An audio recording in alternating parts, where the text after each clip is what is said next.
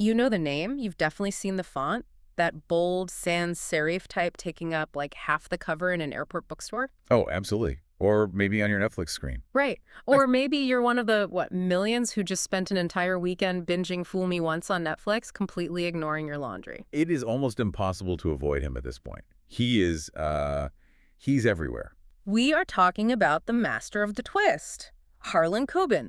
The man has sold over 90 million books globally. 90 million. Just think about that number for a second. 90 million. That is more than the entire population of Germany. If Harlan Coben were a country, I don't know, he'd have a seat at the UN. And he'd probably be the country with the most secrets per capita. Exactly. He built an entire empire on this very, very specific formula. The husband isn't who he says he is.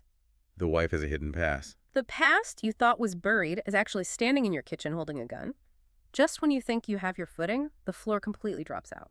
But that's the luxury of fiction, isn't it? Yeah. You control the floor, you control the gravity, you get to decide when the trap door opens. Right, and that is why today's discussion is so interesting, because the man who basically plays God in his novels is now stepping into a world where he technically isn't allowed to control the ending. He's stepping into our world. He's stepping into true crime. It's a massive pivot for him, and as we're recording this, it's Sunday, February 1st, 2026. So we are right in the thick of the broadcast run for Harlan Coben's final twist. Which premiered on CBS last month, January 7th, and is currently streaming on Paramount Plus Land.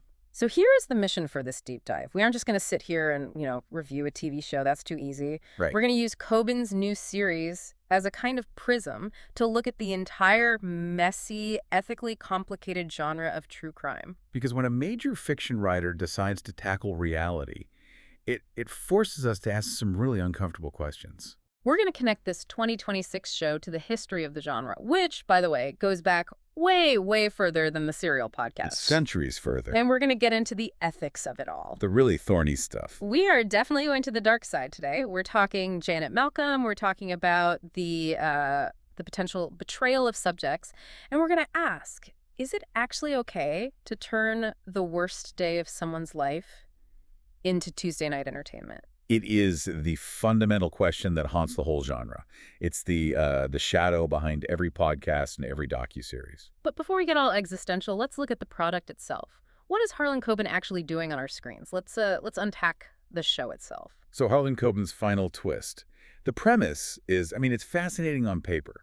You take a guy who is famous for narrative surprises, for the twist, and you have him host a show about real cases that supposedly share that exact same DNA. Yeah, the marketing materials were pushing this modern-day Rod Serling angle pretty hard. I kept expecting him to step out of the shadows with a cigarette, Which is a very high bar to clear.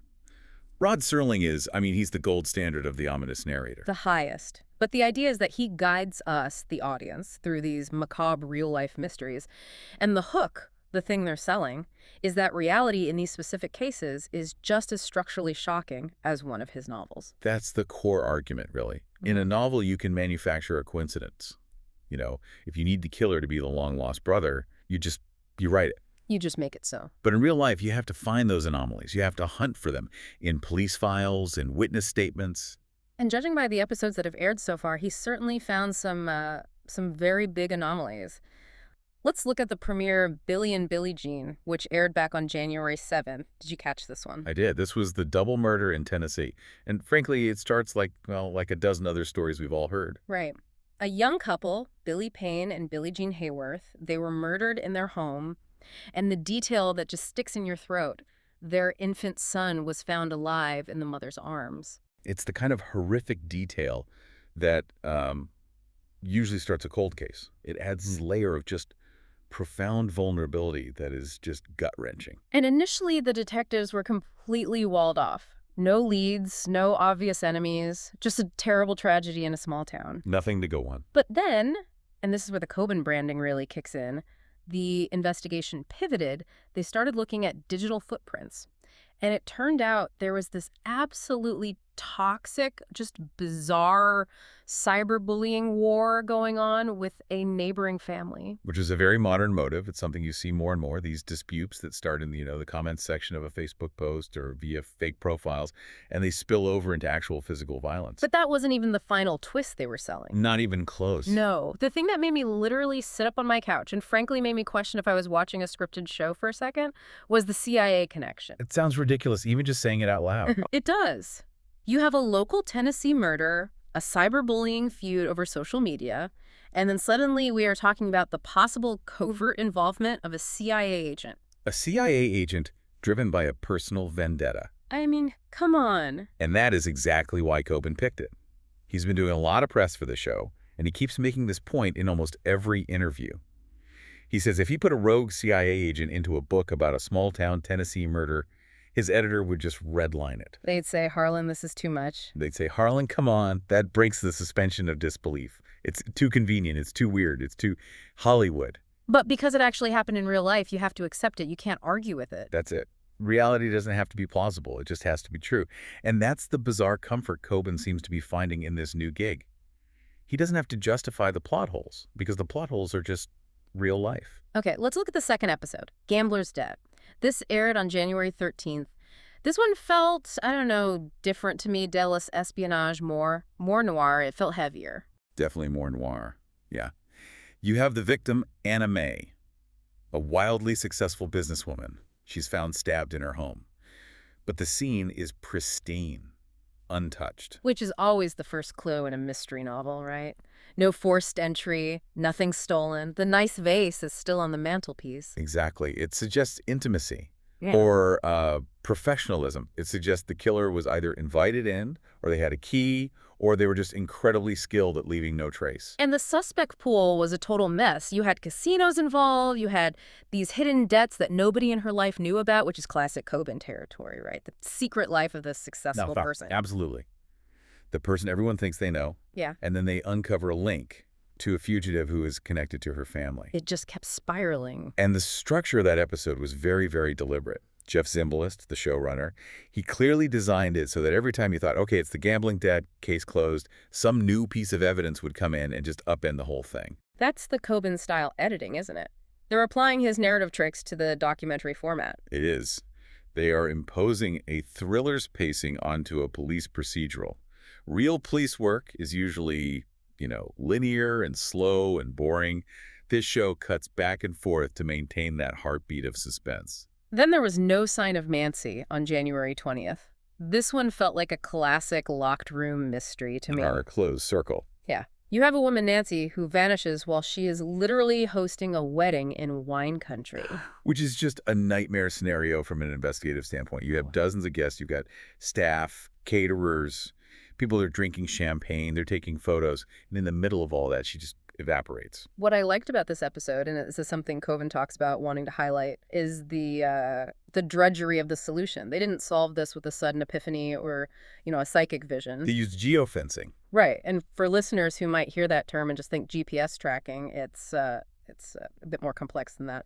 It's basically drawing a digital fence around a specific coordinate, the crime scene, and then subpoenaing Google or Apple to see which devices pinged inside that fence during a specific window of time, right? Exactly. It's a digital dragnet. A huge one. It is. And it involves sifting through massive, massive amounts of data. It's boring, tedious work. It's spreadsheets and timelines. But that data analysis is what broke the case after months and months of dead ends. It's a good counterbalance to the CIA stuff. Sometimes the twist isn't a spy. Sometimes the twist is just data. And good old-fashioned police work. And we also had Who Killed Joy last week on the 27th. And coming up this Tuesday, February 3rd, is Shot in the Dark. So the machine is definitely running. And it's a well-oiled machine. This isn't some low-budget reenactment show you'd watch at 2 a.m. It's produced by Koben's own company, Final Twist Productions, and See It Now Studios. And See It Now has a serious pedigree. They don't mess around. They do not. And Jeff Zimbalist is a heavy hitter in the documentary world. They are aiming for a premium feel. They want this to look cinematic. They want the drone shots of the Tennessee woods to look like something out of a movie. But I keep coming back to the man himself, Harlan Coben. Why? Why does a guy with Netflix deals lined up around the block who can literally write a book in his pajamas and make millions of dollars? Why does he want to stand in front of a camera and talk about real dead bodies? It's the question of the hour, isn't it? He actually sat down with Collider and touched on this. He's been writing fiction for decades. He sits in a room, alone, and he makes things up. He called the transition to hosting strange. I remember that quote. He did. He said he's used to being the guy behind the guy. He's the puppet master, not the puppet. He described the whole narration process as weird. I can imagine. But his motivation seems to stem from that old adage we mentioned earlier, truth is stranger than fiction. He really, really leans into that. He does. He seems genuinely baffled, almost delighted, by the illogical nature of reality. In a book, characters have to act in a way that makes sense for their established character profile. Right. If a rational character suddenly does something completely irrational, the reader checks out. They lose trust. Unless you explain it. Yeah. Unless you give them a backstory or a psychological reason that explains the irrationality. Yeah. But in true crime, people do irrational things constantly. They make bad decisions. They lie when they don't need to. They leave clues that make no sense whatsoever. Coben seems absolutely fascinated by that chaos. There's also the agency aspect. He talked a lot about wanting to give agency back to the victims and their families. Which is a very noble goal, but it's also a very, very tricky tightrope to walk. How so? Well, just think about his novels. In a novel, like you said, he is God. If a character needs to die to advance the plot, he kills them. If a family needs to suffer so the hero can have motivation, they suffer. He uses suffering as a narrative tool. But in Final Twist, he's dealing with real suffering. It's not a tool anymore. Exactly. He can't rewrite the ending to make it happier or more satisfying. He has to respect the tragedy as it happened. He noted that families often want to have a voice, and the show aims to provide that platform. Which seems fair. It does. But there's a fundamental tension there between giving them a voice and using their story for a TV show.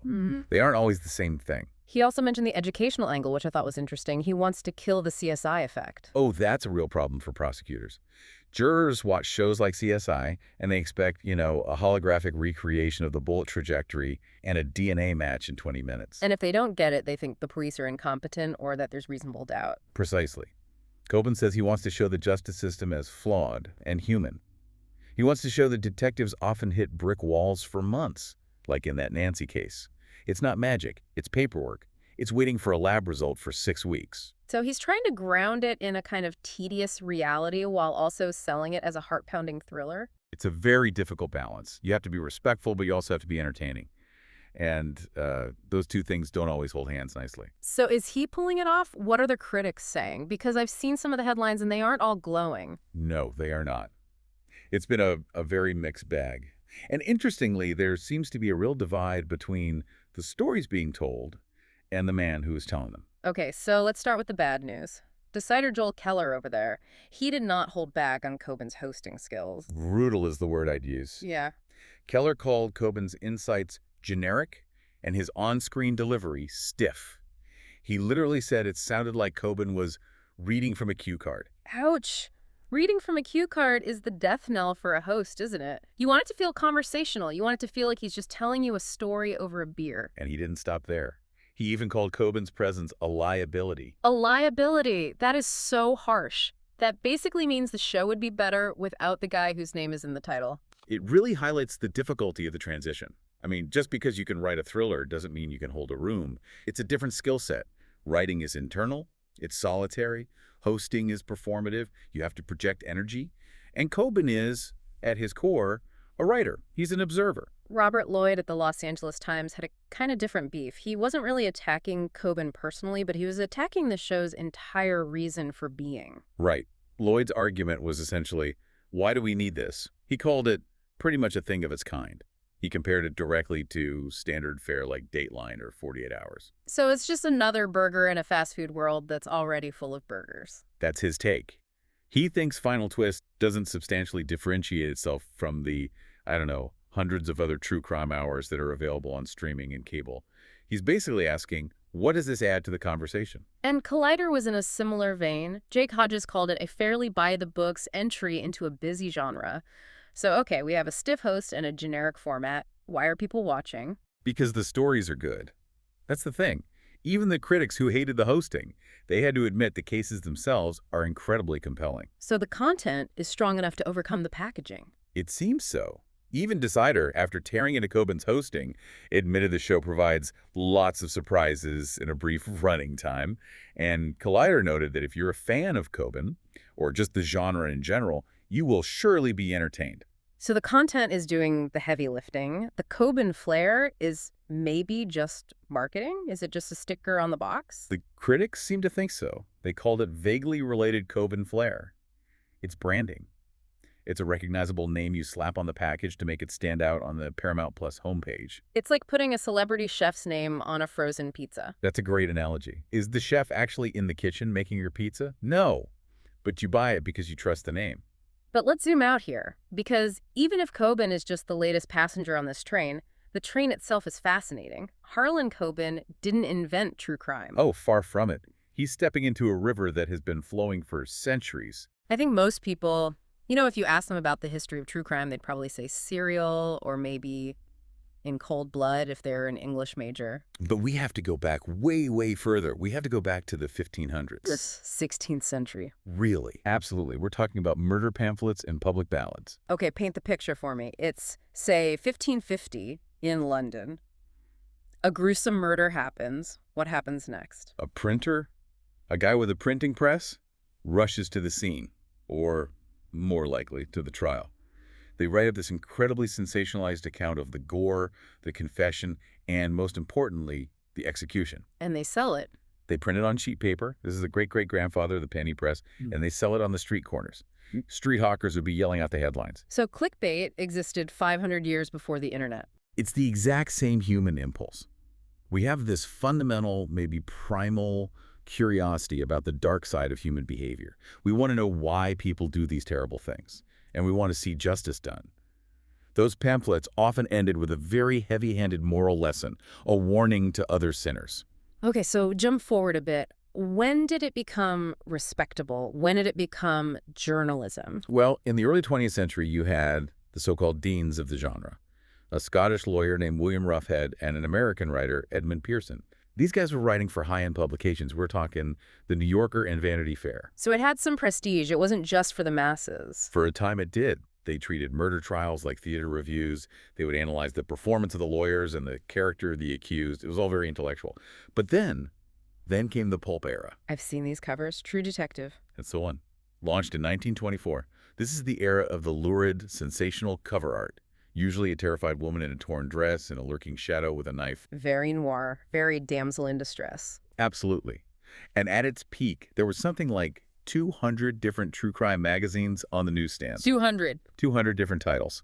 And they were selling a combined 6 million copies a month. 6 million. That is staggering. I had no idea it was that big. It was massive, but it was considered lowbrow. It was something you read in the barbershop, not in your study. It was, something you might hide inside a newspaper so people on the train wouldn't see you reading it. So what changed? What made it respectable? The moment true crime became literature, the moment it got a tuxedo was 1965. Truman Capote. Truman Capote and In Cold Blood. He's subtitled it the nonfiction novel. Which is a complete contradiction in terms. And that was the entire point. Yeah. He was making a statement. He used the techniques of fiction, vivid scene setting, reconstructed dialogue, internal monologue to tell a true story. Which is exactly what Coben is trying to do in a TV format. It's the same project. He's trying to use the tools of a thriller writer to structure reality. Capote sat with the killers, Perry Smith and Dick Hickok, for hours. He described the weather on the night of the murders. He described what the victims were thinking in their final moments, which is, a huge creative leap. And then Norman Mailer won a Pulitzer for The Executioner Song in 1979, so the genre had officially arrived. It did. It proved you could write about a real-life murder and still be considered a serious artist. Yeah. But the modern explosion, the reason Coben even has a show on CBS in 2026, is really due to the podcast era. Yeah. Specifically, one podcast in 2014, Serial. Serial, Yeah. hosted by Sarah Koenig. It changed everything. I remember when that dropped, you couldn't go to a dinner party without talking about Adnan Syed and Jay's timeline. It was like the first season of Lost or Game of Thrones. It was appointment listening. It was a genuine cultural phenomenon. It was the first podcast to reach 5 million downloads on iTunes that quickly. By 2018, it had over 340 million downloads. It won a Peabody Award. But more importantly, it showed the real-world power of the genre. Right, because the attention from the podcast actually moved the needle on the case itself. This wasn't just entertainment anymore. It had consequences. The massive attention led to new legal challenges. Adnan Syed's conviction for the murder of Haimen Lee was vacated in 2022. Prosecutors filed a motion saying they, quote, lacked confidence in the integrity of the conviction. But didn't that get complicated recently? I remember hearing it was reinstated. It did. It's a legal roller coaster. Yeah. The conviction was reinstated by an appellate court later due to procedural issues, specifically regarding the victim's family's right to attend the hearing in person. But Syed's sentence was reduced, allowing him to remain free while the case continues. That's a key point, though. None of that legal movement, none of that re-examination happens without the massive international spotlight Serial provided. Exactly. Sira proved that true crime could be a form of activism. It wasn't just voyeurism anymore. It was an audit of the justice system. It empowered the listener to feel like a juror, to sift through the evidence themselves.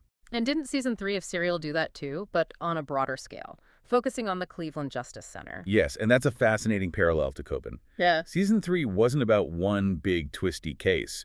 It was about the grinding, ordinary, day-to-day operation of the courts. Which sounds a lot like what Koenig says he wants to do, show the flaws and the humanity in the system. Not just the sensational murders, but the systemic issues. We also have to talk about who is watching and listening to all of this, because the demographic stats for true crime are really, really specific. Oh, they are. It's predominantly women.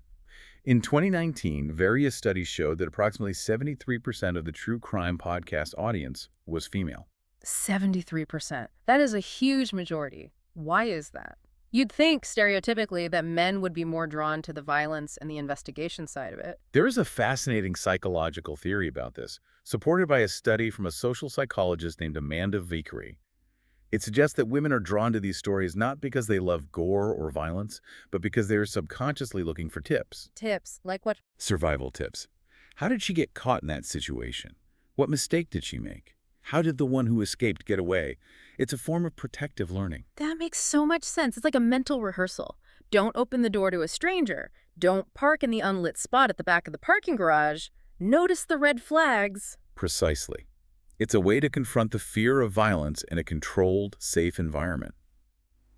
The theory is that if you understand how the predator thinks and operates, you might be better equipped to avoid him. But this brings us to the most difficult part of our conversation today, the ethics of it all. The heavy stuff, the stuff that should keep journalists and producers awake at night. Yeah.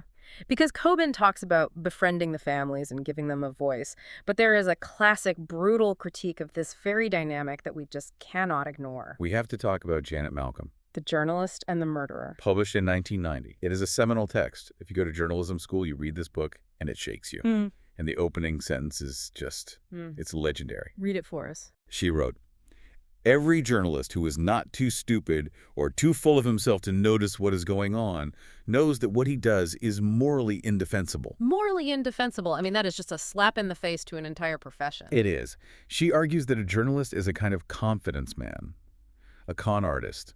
They prey on a subject's vanity, their loneliness, their desire to be heard and understood. They gain their trust. They act like a friend, a confidant, a therapist. And then they betray them without remorse for the sake of the story. She used a very specific and very ugly example to prove this point, right? The Joe McGinnis case. Yes, and this is deeply ironic because Joe McGinnis was a titan of the true crime genre. He wrote the bestseller Fatal Vision. It was about the case of Jeffrey MacDonald. The Green Beret doctor convicted of killing his pregnant wife and 2 young daughters. Correct. MacDonald always maintained his innocence. He claimed it was a Manson-style home invasion by a group of hippies chanting, "Acid is groovy, kill the pigs." A very specific story. A very specific story. And McGinnis struck a deal with MacDonald. He was given exclusive access. He lived with MacDonald and the defense team during the trial. He was embedded. He was sleeping in the guy's guest room. He was his best friend. He acted like it. He wrote MacDonald sympathetic letters, assuring him he believed in his innocence.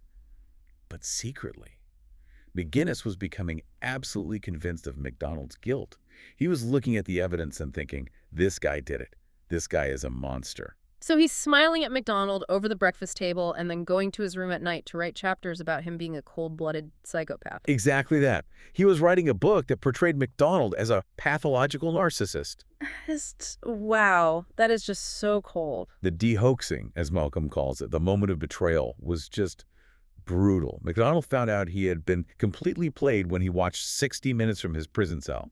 Mike Wallace was interviewing McGinnis and read excerpts of the book on national television. He found out on TV. He found it on TV. He watched it and realized his best friend had just crucified him to the entire world. So how does this apply to Coben? I mean, Coben isn't living with the killers. He's not bunking up with the CIA agent in Tennessee. No, but the core ethical tension remains. Coben claims to honor the victims and their families. But Malcolm argues that the nonfiction novel, the very genre that Capote invented and Coben is now entering, it relies on what she calls autofictionalizers. What is an autofictionalizer? It's someone who naturally turns their own life into a compelling story. They are good talkers. But Malcolm argued that most real people are not like that. Real people, even murderers, even victims' families, can be boring. They can sound like accountants. They stutter. They contradict themselves. They don't have perfect recall. They don't speak in clean sound bites. So the journalist or the producer has to fix them, to clean them up. Exactly. To make a good TV show or a good book, you have to impose a narrative structure. You have to create characters out of real, messy human beings. You have to edit out the boring parts, the contradictions, the ums and bunes. And Coben's show is literally called Harlan Coben's Final Twist. Right. That title alone is a promise to the audience. By promising a final twist in every single episode, isn't the show forcing messy, tragic, often inconclusive reality into a neat, satisfying narrative box for our entertainment? Are they editing the lives of these victims to make sure there is a shocking reveal at the 42-minute mark right before the last commercial break? That's the most uncomfortable question of all. If the truth is just sad and boring, do they spice it up? Do they withhold a key piece of information from the audience just to create suspense? Is the twist actually a genuine twist in the case?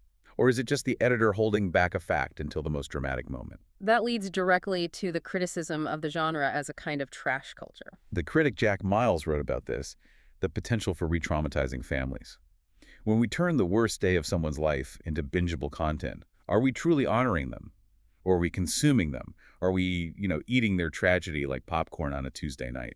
It's the dilemma of the whole genre, really. We want to know. We want to solve the puzzle. But the puzzle pieces are actual human lives. And this brings us right back around to Harlan Coben. He is a master of fiction. He knows how to craft a satisfying story. He knows how to make all the pieces fit together perfectly at the end. But real life is rarely satisfying. It's messy, it's unfair, and it often lacks a final twist. Sometimes the bad guy gets away. Sometimes the why is just a shrug. It's just because he was angry. There's no neat resolution. So to sum this all up, Harlan Coben's Final Twist, it's a slick, well-produced show. It is. It's high gloss, very cinematic. It has undeniably fascinating cases, like the Billy and Billie Jean cyberbullying mystery with the CIA agent. Absolutely. The raw material, the cases they've chosen are incredibly strong. But it's also standing on the shoulders of giants and on top of some very serious ethical landmines. From those 16th century murder pamphlets to True Detective magazine to Capote and all the way up to Serial. It is the latest evolution of one of our oldest and maybe darkest obsessions. So here's a final thought to chew on as we wrap up. Coben keeps saying, truth is stranger than fiction, and that's his whole selling point. It's the thesis of the show. But Janet Malcolm warns us that the telling of truth is often a form of fiction itself, a form of betrayal. It's a powerful contradiction. You can't tell a story without choosing what to include and, more importantly, what to leave out. And that choice, that act of editing a life, is where the betrayal can happen. As we sit on our couches and consume these twists for entertainment on a Tuesday night, are we actually learning anything profound about the human condition, or are we just the latest customers in a centuries-old marketplace of tragedy? And in the end, does it even matter that the host is a fiction writer? Or have we finally reached a point where the line between a novel and a news report is just gone forever? That is something to think about the next time you press play. Thanks for listening to this deep dive into the blur between mystery novels and true crime. Stay curious and keep asking the hard questions.